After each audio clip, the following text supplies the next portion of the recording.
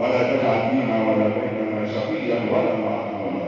اللهم لا تدع لهذا الجمع ذنبا الا غفرته، ولا هما الا فرجته، ولا عيبا الا سترته، ولا مريضا الا شفيته، ولا ميتا الا رحمته.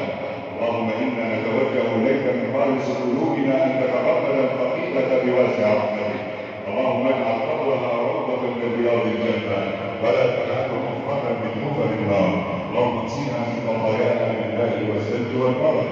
اللهم نقيها من خطاياها كما ينقى الثوب الابيض من الدنس. اللهم باعد بينها وبين خطاياها كما باعدت بين المشرق والمغرب. عباد الله، ان الله يامر بالعدل والاحسان وايتاء ذي القربى وينهى عن الفحشاء والمنكر والبغي ويعظكم لعلكم تذكرون. اذكروا الله العظيم يذكركم واستغفروه يغفر لكم واقيموا الصلاه. اللهم اشهد ان لا اله الا الله، اشهد ان محمدا رسول الله. حي على الصلاه، حي على الفلاح، قد قامت الصلاه، قد قامت الصلاه. الله اكبر، الله اكبر، لا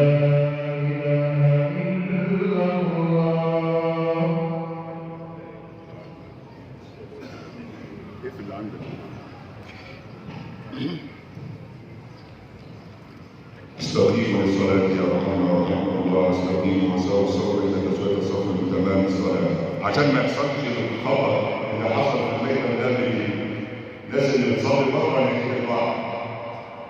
اعمل حسابك إنك تبقى ورا الإمام.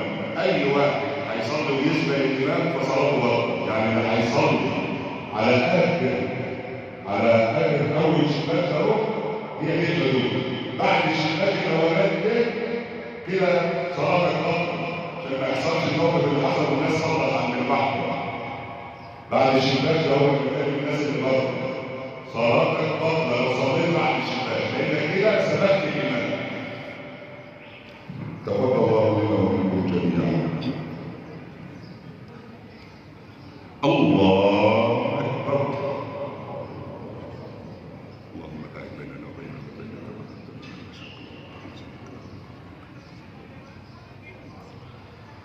بسم الله الرحمن الرحيم. الحمد لله رب العالمين، الرحمن الرحيم، مالك يوم الدين، إياك نعبد وإياك نستعين. اهدنا الصراط المستقيم، صراط الذين أنعمت عليهم غير المغضوب عليهم ولا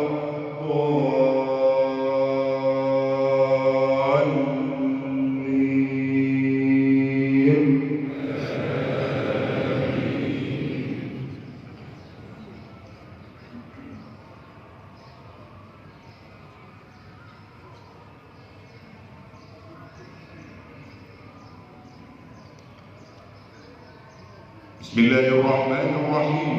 إنا أعطيناك الكوثر فصل لربك وانحر، إن شانئك هو الأبتر. الله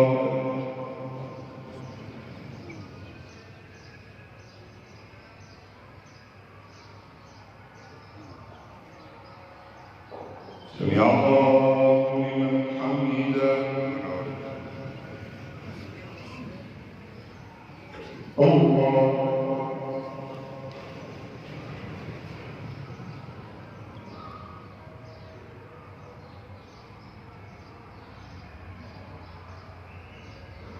الله أكبر.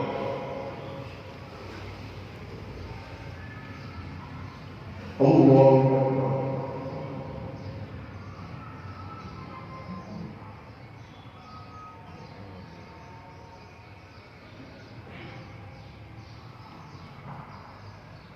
الله أكبر. بسم الله الرحمن الرحيم. الحمد لله رب العالمين، الرحمن الرحيم، مالك يوم الدين، إياك نعبد وإياك نستعين. اهدنا الصراط المستقيم صراط الذين أنعمت عليهم غير المغضوب عليهم ولا الضالين.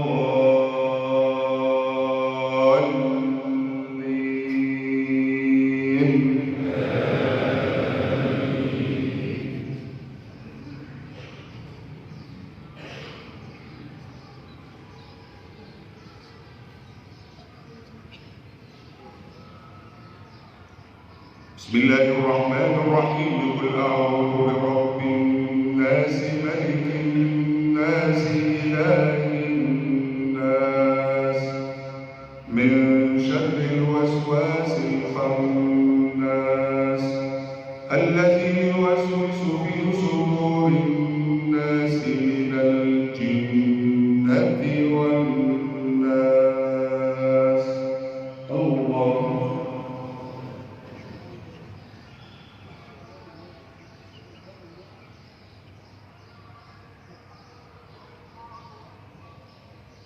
سمع الله لمن حمده. الله أكبر.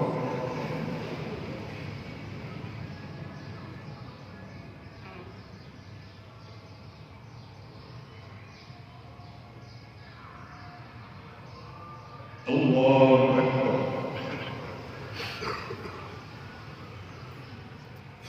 الله أكبر.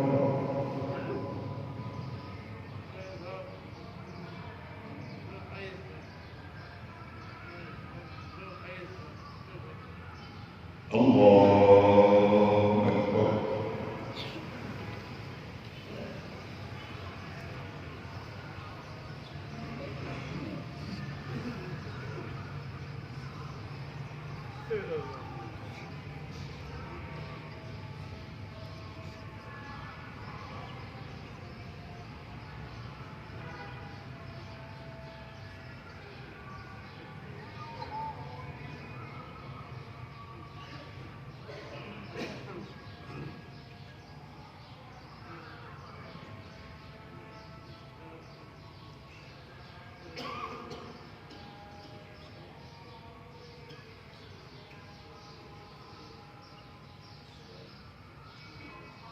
السلام عليكم ورحمة الله. السلام عليكم ورحمة الله.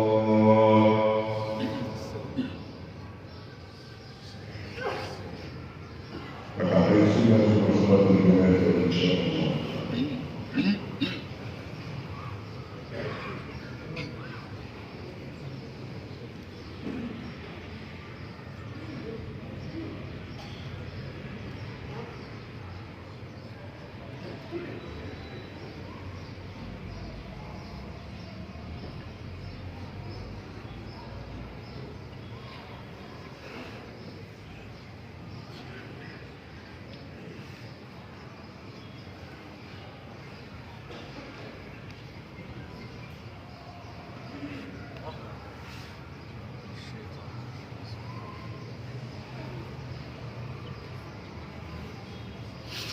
أعوذ بالله السميع العليم من الشيطان الرجيم. بسم الله الرحمن الرحيم.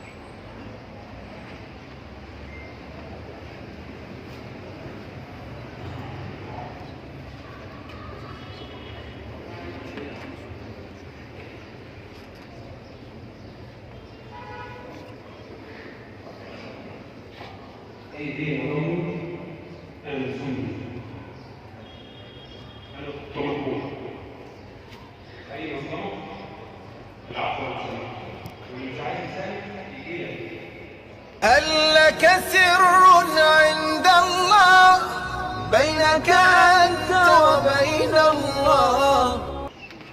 ماتت أم أحدهم، فماذا كتب قائلا؟ قال: انتقلت رحمة الله إلى رحمة الله، انتقلت رحمة الله إلى رحمة الله. لسوف أعود يا أمي، لسوف أعود يا أمي، أقبل رأسك الزاكي، أبتك كل أشواقي، وأرشف عطر يمناك، أمرغ في ترى قدميك خدي حين ألقاك، أروي الترب من دمعي سرورا في محياك. فكم أسهرت من ليل، فكم أسهرت من ليل لأرقد ملء أشفاني، وكم أظمأت من جوف لترويني بتحناني. ويوم مرضت لا أنسى، ويوم مرضت لا أنسى دموعا منك كالمطر.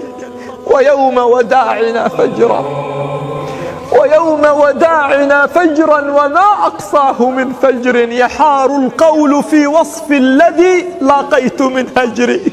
غدا أعود يا أمي، غدا أعود يا أمي، أرتاح من سفري، ويبدأ عهدي الثاني، ويبدأ عهدي الثاني، ويزهو الغصن بالورد. والله حينما تغيب الأم تغيب الحياة، وحينما تموت الأم تموت كل الأمنيات، وحينما ترحل الأم يرحل كل ما هو جميل.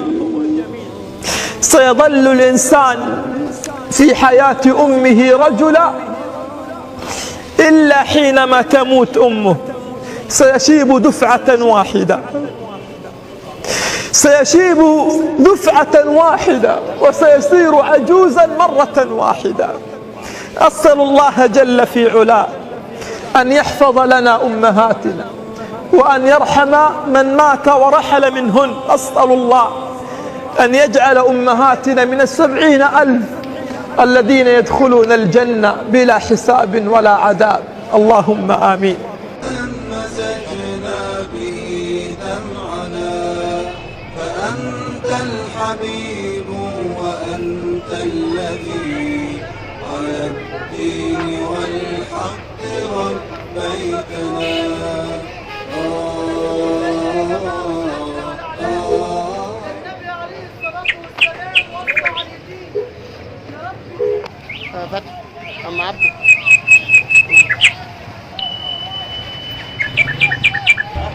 عن عبد الرحمن بن عوف رضي الله عنه عن رسول الله صلى الله عليه وسلم قال فيما يرويه عن رب العزة قال: أنا الرحمن خلقت الرحم وشققت لها اسما من اسمي، فمن وصلها وصلته ومن قطعها بتته.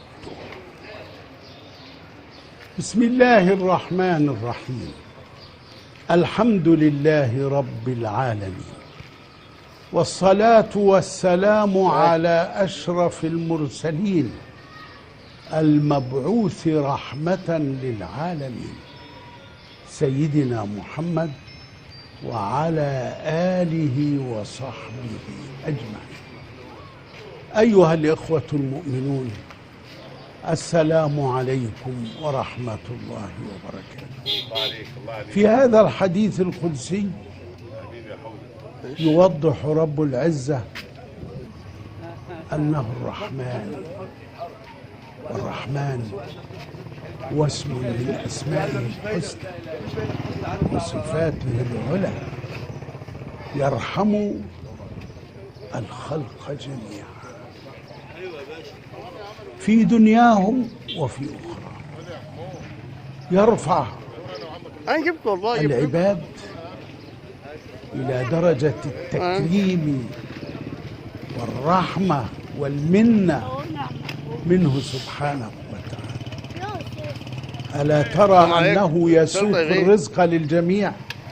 يسوق الرزق للمؤمن ولغير المؤمن، والطائع وغير الطائع. لم يحجب رزقه ولا فضله ولا رحمته. هذا في الدنيا.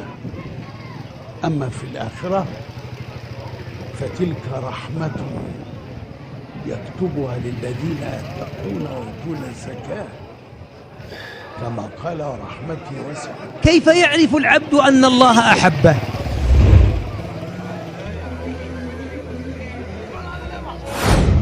أولا أن يحميك الله من فتن الدنيا. ترى الدنيا باركة في قلوبنا يا أخوان، نحبها، وهذا قضاء وقدر. تحبون المال حبا جما. ويقول الله في سورة العاديات: قال والعاديات ضبحا فالموريات قدحا فالمغيرات صبحا فأثرن به نقعا فوسطن به جمعا. هذه 5 أقسام. جواب القسم: إن الإنسان لربه لكنود جحود وإنه على ذلك لشهيد وإنه لحب الخير لشديد. الخير هو المال، الدنيا، ولذلك حبنا لها يعمينا ويصمينا ويجعلنا نخلص لها ونعادي فيها. لكن من علامات حب الله لك أن يجعل الدنيا في يدك. تلاحظون بعض الناس ما انفتن مع الناس بالصور، يرى الربا أمامه والحرام أمامه. يا ابن الحلال انفع نفسك 20,000 خلصها خلا تمشي. لا يا حبيبي، ولا ريال حرام. أنا أحب الله أكثر من الدنيا، الله صادفني عنها. هذا من علامات حب الله، أن يصرفك عن الفتن كلها. الثاني أن يبتليك، وهذه كل منا يقول: اللهم إنا نعوذ بك من جهد البلاء. من علامات حب الله أن يبتليك في نفسك، أم مالك أو ولدك، أو يعاديك من كان حولك. ولذلك في الحديث: إذا أحب الله عبدا أصاب منه، ابتلاه. ولا يزال البلاء بأحدكم حتى يمشي على الأرض وليس عليه خطيئة. ولذلك أهل البلاء هم الأنبياء. قال الله: فاصبر كما صبر أولو العزم من الرسل. وأخبر الحبيب عندما أتاه أصحابه يسألونه أن يدعو لهم، قال: إنكم قوم تستعجلون. كان من كان قبلكم يؤتى فينشر ما بين لحمه وعظمه. ابتلاءات، لكن لهم منازل في الجنة لا يصلونها إلا بالصبر على البلاء. ولذلك أحب.